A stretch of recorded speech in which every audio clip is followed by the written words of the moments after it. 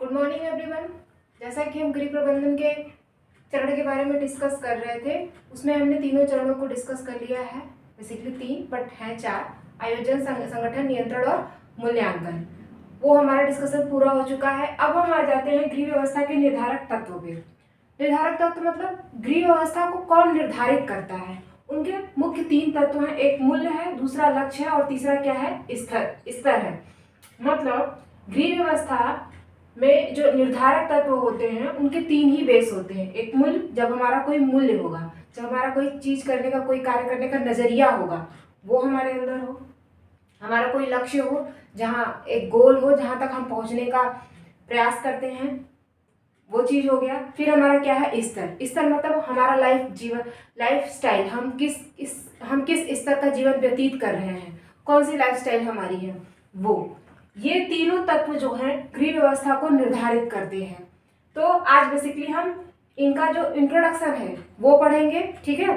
तो गृह व्यवस्था के निर्धारक तत्व ये तीन हो गए: मूल्य है, लक्ष्य है, स्तर। देखिए एरो मैंने तीनों साइड बना हुआ है। मतलब मूल्य लक्ष्य को इफेक्ट करता है, लक्ष्य स्तर को, स्तर मूल्य को, फिर से मूल्य स्तर को भी इफेक्ट करता है और लक्ष्य को भी इफेक्ट कर सकता है और लक्ष्य मूल्य को इफेक्ट कर सकता है। मतलब ये तीनों एक दूसरे से बहुत अच्छी तरीके से बॉन्डेड होती है। मतलब एक के बिना दूसरा नहीं, दूसरे के बिना तीसरा नहीं, तीसरे के बिना पहला नहीं। मतलब ये तीनों एक दूसरे से ज्वाइंट होते हैं। अगर हमारा कोई मूल्य है तो निश्चित तौर पे हमारा लक्ष्य होगा ही होगा, और हमारा अगर लक्ष्य है तो वो लक्ष्य पाने के लिए हम अपना एक बेस्ट देंगे, ताकि हम अपना लाइफस्टाइल, अपना जो स्तर है, अपने जीवन जीने का जो स्तर है, उसको बढ़ा सकें। तो ये तीनों एक दूसरे से बहुत ही अच्छी तरीके से बाउंडेड होते हैं। तो निर्णय की कुछ शक्तियों द्वारा निर्णय का क्या होता है? कुछ शक्तियां होती हैं जो कि उसका निर्धारण करती हैं, और इन्हीं शक्तियों को हम क्या बोलते हैं? मूल्य, लक्ष्य और स्तर कहते हैं, ठीक है। और यह गृह व्यवस्था के तीन उत्प्रेरक तत्व। उत्प्रेरक तत्व कैसे? मतलब जो हमें गृह व्यवस्था करने के लिए उत्प्रेरित करे। हमें क्या है? हमारे अंदर एक महत्वाकांक्षा डाले। भाई देखिए, हमारे अंदर अगर मूल्य होगा, मूल्य मतलब हमारा नजरिया, हमारा दृष्टिकोण है ना। अगर हमारे अंदर कोई मूल्य होगा, उसी के हिसाब से हम अपना गोल डिसाइड करेंगे, ठीक है। मूल्य का हमारे लक्ष्य पे बहुत ही अच्छा प्रभाव पड़ता है। अगर हमारा मूल्य अच्छा है तो हमारा लक्ष्य भी अच्छा होगा, पॉजिटिव होगा। अगर हमारा मूल्य ही निगेटिव है तो हमारा जो लक्ष्य है ना, वो भी निगेटिव ही होगा, और इन सब का हमारे स्तर पे इफेक्ट पड़ेगा। तो ये तीनों क्या है? एक उत्प्रेरक तत्व की तरह जुड़े हुए हैं। मतलब हमें उत्प्रेरित करते हैं, हमारे अंदर एक चाह डालते हैं, हमारे अंदर एक इच्छा डालते हैं किसी भी कार्य को, किसी भी व्यवस्था को संपन्न करने का, और एक अच्छी लाइफस्टाइल, एक अच्छा जीवन स्तर प्राप्त करने का। मूल्य इस त्रिकोण का केंद्र बिंदु है। जाहिर सी बात है, क्योंकि मूल्य से ही सारा डिसाइड होता है कि हमारा लक्ष्य क्या होगा, हमारा स्तर क्या होगा। तो ये हमारा केंद्र बिंदु में आता है। सबसे ऊपर हमारा मूल्य ही आता है, देन हमारा लक्ष्य आता है, देन हमारा क्या आता है? स्तर आता है। तो ये हमारे केंद्र में स्थित होता है। मूल्यों से ही अन्य दो उत्पादकों की उत्पत्ति होती है। जाहिर सी बात है कि अगर हमारा मूल्य ही नहीं, हमारे अंदर कोई नजरिया ही नहीं होगा, हमारा कोई दृष्टिकोण ही नहीं होगा, है ना, हमारे अंदर कोई इच्छा ही नहीं होगी, तो हमारा लक्ष्य भी नहीं होगा। और जब लक्ष्य नहीं होगा तो जाहिर सी बात है कि हम किसी भी तरीके का जीवन स्तर जीने की अपने अंदर इच्छा भी नहीं रखेंगे, है ना। जैसे कि एक गरीब तबके का आदमी को देख लीजिए, उसको क्या करना है? उसको बस अपनी दिनचर्या के लिए दिन भर वो मजदूरी करता है, शाम को जो पैसे कमाता है उसी से वो खाता है, अपने बच्चों का भरण पोषण करता है। इससे आगे वो नहीं सोचता है, क्योंकि उसने अपना जो है ना मूल्य ही उसी स्तर का बना रखा है। समझ रहे हैं मेरी बात?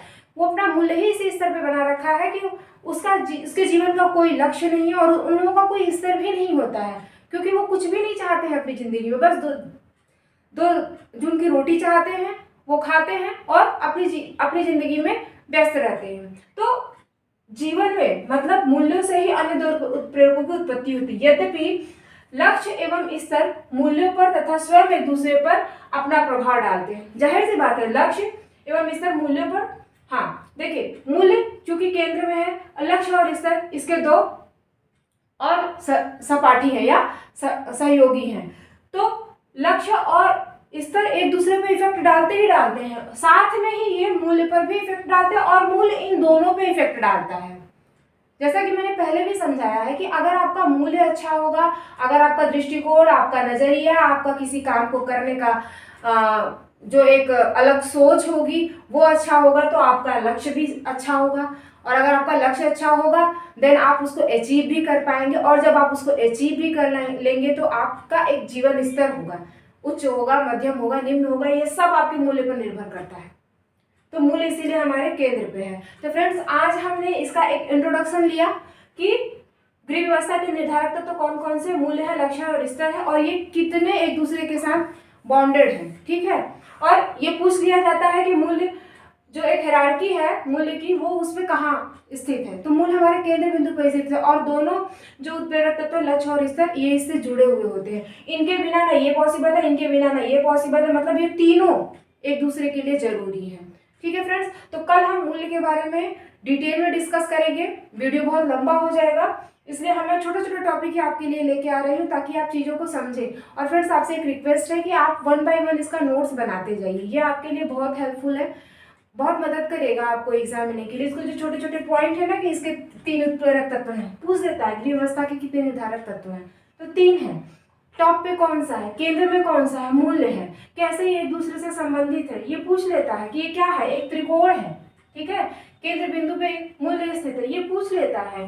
तो आपको ये सब जानना बहुत जरूरी है, छोटे छोटे टर्म है, अगर आप इनको अच्छे से जान लेंगे, डिटेल से लिख लेंगे, कर लेंगे, तो ये आपके लिए बहुत हेल्पफुल रहेगा। Thank you friends, thank you so much. Channel को लाइक शेयर एंड सब्सक्राइब कीजिए। Thank you so much.